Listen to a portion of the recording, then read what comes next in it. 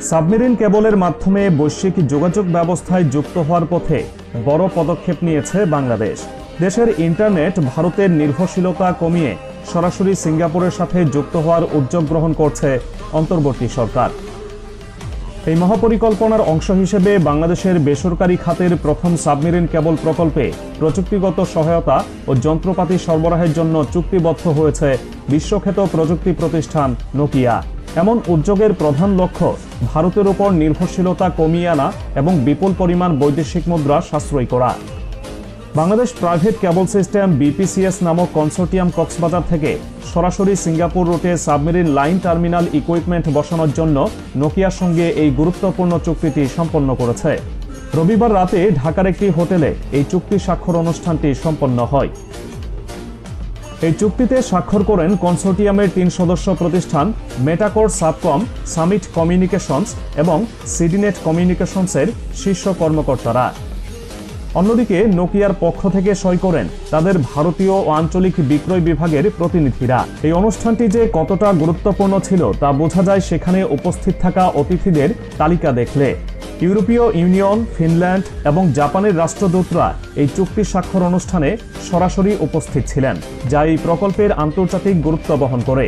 দেশের ইন্টারনেট ব্যবহারের বর্তমান চিত্র এবং ভবিষ্যৎ চাহিদা বিবেচনায় এই প্রকল্পের প্রয়োজনীয়তা অনেক। বর্তমানে বাংলাদেশে ব্যান্ডউইথ ব্যবহারের পরিমাণ প্রায় 9000 গিগাবিট পার সেকেন্ড বা জিবিপিএস। কিন্তু ইন্টারনেটের ব্যবহার যে হারে বাড়ছে তাতে আগামী কয়েক বছরের মধ্যে এই চাহিদা জ্যামিতিক হারে বৃদ্ধি পাবে।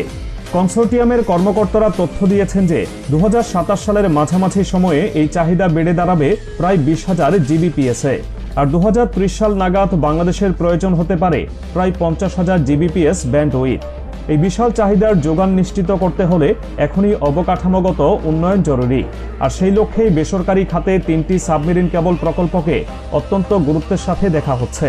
এই প্রকল্পটি ভারতের উপর নির্ভরতা কমানোরও মাইলফলক ঔষধ বটে। বর্তমানে বাংলাদেশের মোট ব্যবহৃত ব্যান্ডউইথের 60%-রও বেশি আসে ভারত হয়ে আন্তর্জাতিক টেরেস্ট্রিয়াল কেবলের মাধ্যমে। স্থলপথে ভারতের মাটি ব্যবহার করে এই ব্যান্ডউইথ বাংলাদেশে প্রবেশ করে। এর ফলে প্রতি বছর বাংলাদেশকে ব্যয়ের একটি বিশাল ট্রানজিট কস্ট হিসেবে ভারতকে পরিশোধ করতে হয়। এতে করে ইন্টারনেটের জন্য প্রতি বছর উল্লেখযোগ্য পরিমাণ বৈদেশিক মুদ্রা ভারতের অ্যাকাউন্টে চলে যাচ্ছে। দেশের বর্তমান অর্থনৈতিক পরিস্থিতিতে এবং ডলার সংকটের এই সময়ে বিপুল পরিমাণ বৈদেশিক মুদ্রা এভাবে বাইরে চলে যাওয়া অর্থনীতির জন্য একটি বড় চাপ। বিপিসিএস কনসোর্টিয়ামের কর্মকর্তারা এই বিষয়টিকেই তাদের প্রকল্পের প্রধান ফোকাস হিসেবে তুলে ধরেছেন। তারা নিশ্চিত করেছেন যে সিঙ্গাপুর থেকে কক্সবাজার রুটে এই নতুন সাবমেরিন কেবল চালু হলে ভারতের উপর এই দীর্ঘদিনের নির্ভরতা উল্লেখযোগ্য হারে কমে আসবে। তখন আর ভায়া হয়ে বা অন্যের রাস্তা ব্যবহার করে ইন্টারনেট আনতে হবে না।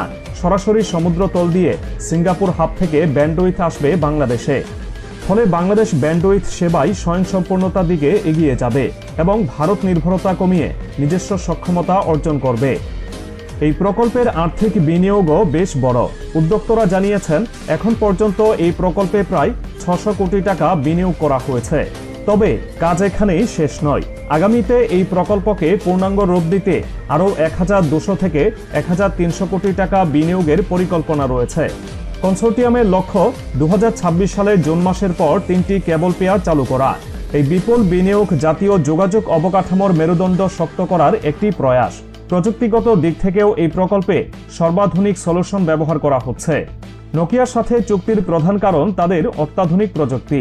নোকিয়া এই প্রকল্পে তাদের সাবমেরিন লাইন টার্মিনাল ইকুইপমেন্ট বা এসএলটি প্রযুক্তি সরবরাহ করবে।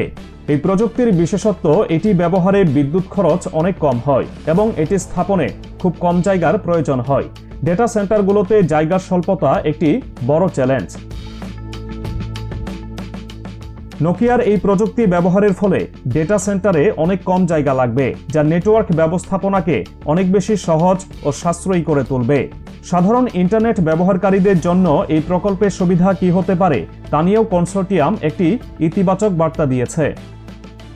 তাদের মতে, যখন সার্বিক পরিচালন ব্যয় বা অপারেশনাল কস্ট কমে আসবে তখন স্বাভাবিকভাবেই ব্যান্ডউইথের দাম কমার সম্ভাবনা তৈরি হবে। বর্তমানে ভারত হয়ে ব্যান্ডউইথ আনতে যে অতিরিক্ত খরচ হয়, সরাসরি সংযোগ স্থাপিত হলে সেই খরচ আর থাকবে না। পাশাপাশি নোকিয়ার আধুনিক প্রযুক্তির কারণে বিদ্যুৎ ও রক্ষণাবেক্ষণ খরচও কম হবে।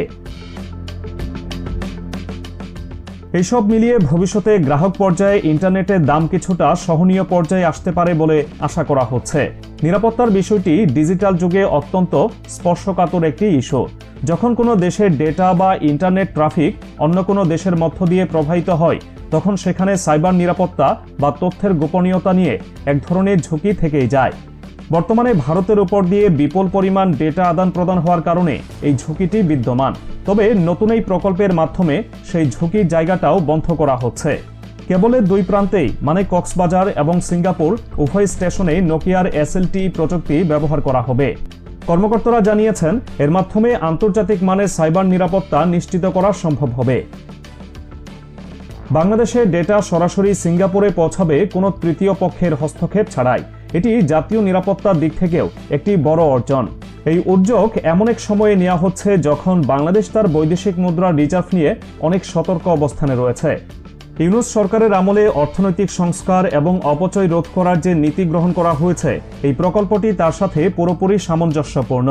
প্রতি বছর যে পরিমাণ ডলার শুধু ব্যান্ডউইথ আমদানির জন্য প্রতিবেশী দেশে চলে যাচ্ছিল, এই প্রকল্পটি বাস্তবায়িত হলে সেই অর্থের বড় একটি অংশ দেশেই থেকে যাবে, অথবা সরাসরি আন্তর্জাতিক মূলভাবে পেমেন্ট হবে, যেখানে মধ্যস্বত্বভোগী হিসেবে অন্য কোনো দেশের লাভবান হওয়ার সুযোগ থাকবে না।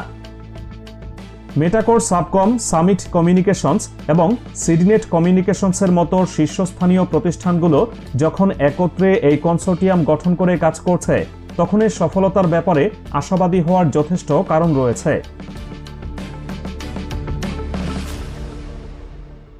ইউরোপীয় ইউনিয়ন এবং জাপানের রাষ্ট্রদূতদের উপস্থিতিতেও বোঝা যায় বাংলাদেশের এই প্রযুক্তিগত উন্নয়নে আন্তর্জাতিক সম্প্রদায়ের সমর্থন রয়েছে। 2027 এবং 2030 সালে যে চাহিদার প্রাক্কলন করা হয়েছে তা পূরণ করতে হলে এখনই কাজ শুরু করার কোনো বিকল্প নেই। 9000 GBPS থেকে 50,000 GBPS-এ উন্নীত হওয়ার এই যাত্রায় ভারতের স্থলভাগের উপর নির্ভরশীল থাকাটা যে কোনো বিচারেই ঝুঁকিপূর্ণ এবং ব্যয়বহুল। তাই সমুদ্রপথ ব্যবহার করে সরাসরি সংযোগ স্থাপনই হল একমাত্র টেকসই সমাধান। নোকিয়ার মতো গ্লোবাল টেক জায়ান্টের সাথে এই পার্টনারশিপ সেই সমাধানকেই ত্বরান্বিত করছে। 2026 সালের জুনের পর যখন এই কেবলগুলো পুরোপুরি চালু হবে, তখন দেশ ডিজিটাল যোগাযোগের ক্ষেত্রে একটি স্বাধীন অবস্থানে পৌঁছাবে এবং বাংলাদেশ নিজেই বিশ্ব ইন্টারনেটের সাথে সরাসরি যুক্ত থাকবে। এই প্রকল্প বাস্তবায়ন হলে তা হবে বাংলাদেশের টেলিযোগাযোগ খাতের সেরা সিদ্ধান্তগুলোর একটা, যার সুফল পাবে দেশের প্রতিটি ইন্টারনেট ব্যবহারকারী।